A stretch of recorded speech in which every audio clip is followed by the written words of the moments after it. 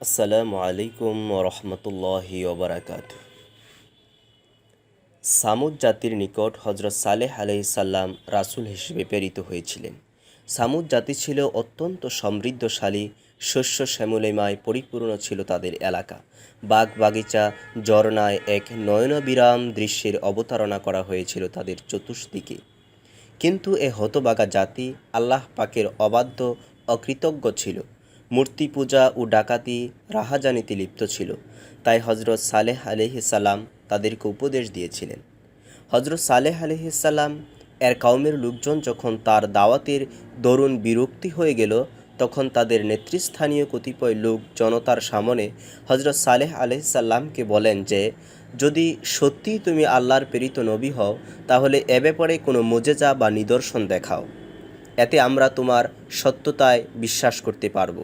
হযরত সালেহ আলাইহিসসালাম বললেন, এমন যেন না হয় যে উক্ত নিদর্শন দর্শনের পরেও তোমরা তোমাদের ভ্রান্ত মতবাদ আর ধর্মবিশ্বাসের উপর অনড় থাকবে। নেতৃবর্গ তখন জোরালোভাবে বলল, না, আমরা তা দেখা মাত্রই ঈমান আনয়ন করব। হযরত সালেহ আলাইহিসসালাম জিজ্ঞেস করলেন, তোমরা কোন ধরনের নিদর্শন দেখতে চাও? তারা জবাবে বলল, সামনের পাহাড় বা বস্তির এ পাথর থেকে একটি গর্ভবতী উষ্ট্রি বের করে দেখাও, আর উক্ত উষ্ট্রিটি বের হবার পরপরই সবার সামনে বাচ্চা প্রসব করবে। হযরত সালেহ আলাইহিসসালাম আল্লাহর দরবারে দোয়া করলেন। ফলে তখনই উক্ত পাথর থেকে একটি গর্ভবতী উষ্ট্রি বের হয়ে এলো এবং সাথে সাথে একটি বাচ্চাও প্রসব করল।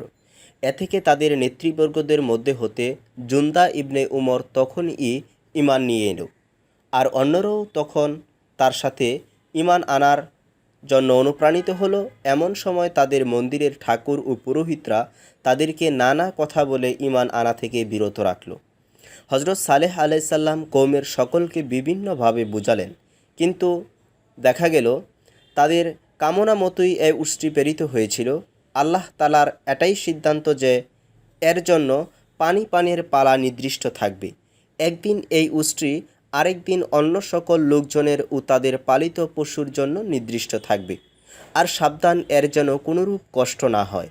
এর যদি কোনোরূপ কষ্ট হয় তাহলে তোমাদের কোনো নিস্তার নেই। বেশ কিছুদিন পর্যন্ত এ দ্বারা বহাল ছিল। বহু লোক তার দুধ দ্বারা উপকৃত হতো। তবে ধীরে ধীরে তাদের মধ্যে এ বিষয়টি অসহনীয় হয়ে উঠল। তাদের পরস্পরের মধ্যে পরামর্শ ও ষড়যন্ত্র হতে থাকে যে এ উষ্ট্রিকে মেরে ফেলতে হবে, যাতে পালা বন্টন থেকে মুক্তি লাভ হয়। কেননা এটা আমাদের নিজেদের, আমাদের পশু পাখিদের জন্য অত্যন্ত দুর্বিষহ ব্যাপার হয়ে দাঁড়িয়েছে। আমরা সবাই এর দরুন অনেক কষ্টের শিকার হচ্ছি, তবে তাকে হত্যা করার কারো হিম্মত হচ্ছিল না। পরে সামুদ নামক জৈনক সুন্দরী ধনবতী রমণী নিজেকে মিস্তা নামক ব্যক্তির সামনে এবং অপর ধনবতী রমণী উনাইজা তার সুন্দরী কন্যাকে কুদার নামক ব্যক্তির সামনে একথা বলে পেশ করল যে তারা যদি উক্ত উষ্ট্রিকে মেরে ফেলতে পারে তাহলে তারা তাদের মালিকানাধীন হয়ে যাবে, তাদেরকে বিবাহ করে অনেক আনন্দ উপভোগ করবে। তাদের এই উত্তেজনাজনক প্রস্তাবে কায়দার ইবনে সালিফ এবং মিস্তা উদ্যত হয়ে এর জন্য প্রস্তুতি নিল। তারা সিদ্ধান্ত নিল যে উষ্ট্রির চলাচল পথে আত্মগোপন করে বসে থাকবে। উষ্ট্রিটি যখন মাঠের দিকে যাওয়ার জন্য বের হবে তখন অতর্কিত তার উপর আক্রমণ চলবে। এ ব্যাপারে তারা আরও কয়েকজনের সহায়তা কামনা করল এবং তারা তাতে সম্মত হল। সিদ্ধান্ত মাফিক উষ্ট্রিকে হত্যা করে ফেলল। তারা পরস্পরে এও প্রতিজ্ঞা করল যে রাতে আমরা সবাই একত্র হয়ে সালেহ আলাইহিসসালাম ও তার পরিবারকে হত্যা করব।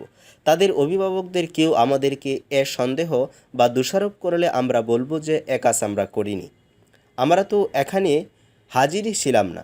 উষ্ট্রিকে হত্যা করার পর তার বাচ্চাটি পালিয়ে পাহাড়ে গিয়ে চিৎকার করতে করতে একসময় অদৃশ্য হয়ে যায়।